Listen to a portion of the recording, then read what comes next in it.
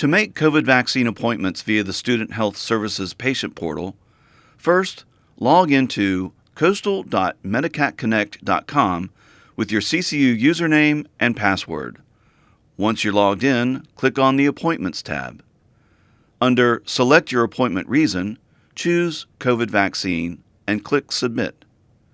On the next page, under Clinic, select Student Health Services, and under Reason, select COVID Vaccine.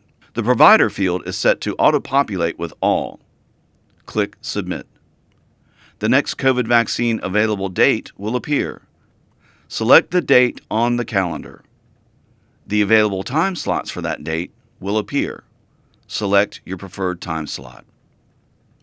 Please note that only eligible students can see the Appointments tab on the patient portal and make online appointments. For more information, contact Student Health Services.